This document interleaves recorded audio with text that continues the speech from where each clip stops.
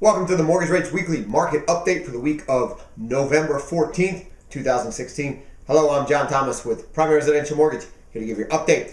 Well, what the heck happened to rates after the election? Well, mortgage rates spiked higher after President-elect Donald Trump was declared the winner. If you take a look at the bond chart on the screen, very bad pattern there. You can see election day, the red candle, mortgage bonds broke below the 200-day moving average. That was holding for a while until election day. That was a bad sign right there. We told you if it breaks below there and closes below 200-day moving average, you need to lock. And then on Wednesday following the election, again, just gapped down, broke below a second layer of support, and then during the day just broke a third layer of support, and then finished, rated a fourth layer of support there, as you can see. And then Thursday, market opened, gapped lower a second time, gapped lower, broke below another layer of support, and we're not actually on a layer of support, which is not good, so we actually could fall even further from here.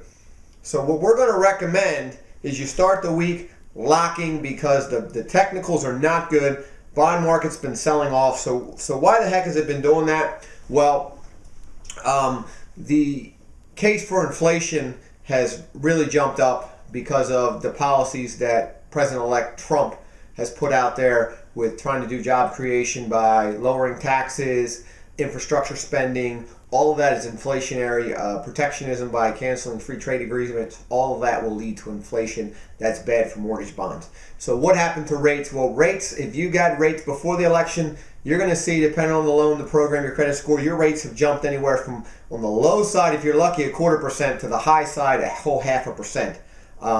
Because the rates were in low to mid threes, they're now high threes to low fours, depending on the loan program and where you're at. So we did see a spike up in mortgage rates, and it could get worse before it stabilizes. So we are going to recommend locking your mortgage rate to start the week.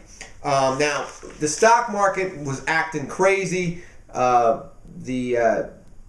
Once they figured out the day of election that Trump may actually win, the stock market, which the futures trading, was down 800 points. But then Wednesday, when the market opened, it was only down 76 points, then rallied back and closed over 200 points higher. Thursday, the stock market rallied again and actually the Dow set another record high. So the stock market was undecided, and then decided, you know what, they love what Trump was putting out there. It's definitely going to be good for growth if he actually can do it. And the stock markets have just taken off. So his policies of lower taxes, spending money on infrastructure, canceling free trade agreements, that's all bad news for bonds. It'll boost the stock market, pull money out of the stock market, out of the bond market into the stock market, which means rates will go higher. So prediction for mortgage rates moving into 2017 and then in 2018.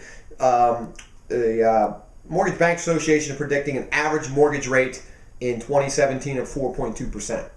Now that's still ridiculously low, guys. It's still a great rate.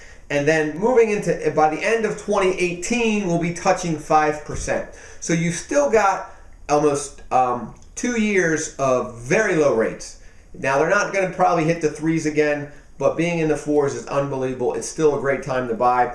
And then they're also predicting purchase volume to go up. That means home prices are going to go up. So it's a great time to purchase a home. The housing market should be great next year.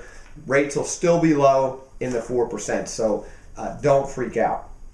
And then the president said he was going to just change the whole Fed, but it turns out after he got elected, he's going to let Janet Yellen finish out her term as the Fed chairperson.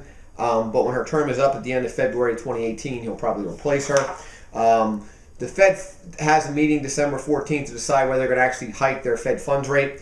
Right after the election, everyone thought it was totally off the table from what the Feds were saying, but by the end of the week, the odds went from less than 50% to 81% chance that they're going to hike the Fed funds rate in December. So we'll keep an eye out on that. And then weekly initial jobless claims came out on Thursday. They dropped 11,000 claims to 254,000 claims for the week. This week's jobless claims will actually be the sample week used in the November jobs report, which we'll get the first Friday in December. So that's if it comes out like it has been, that's going to be indication of a strong jobs report, which could actually hurt bonds as well. Now, in housing news, Dodd-Frank bill, which was passed in 2010, was the bill that totally regulated the mortgage industry, banking industry, made it a lot harder for home buyers to get home loans, especially first-time home buyers, because of the rigorous documentation and ability to repay and more you need in down payment. All that kind of stuff was regulated with the Dodd-Frank. Trump said he's going to dismantle the Dodd-Frank bill, keep some of the stuff, but he's going to change a lot of the stuff. He's going to make it easier for banks to lend, which will spur growth. Another reason the stock market is rallying, because if the regulations are less, it will be easier to borrow money. Another reason housing could do well as well. So all those policies that he's talking about in terms of changing the Dodd-Frank and the CFPB, Consumer Financial Protection Bureau, giving it some Congress oversight. Right now it's the only thing that has no congressional oversight.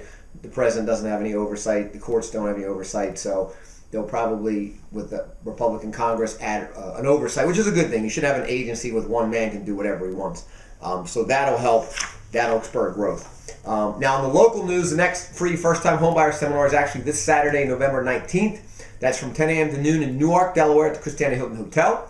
You can register by giving us a call at 302-703-0727, or you can register online, www.delawarehomebuyerSeminar.com. Look forward to seeing you guys next week.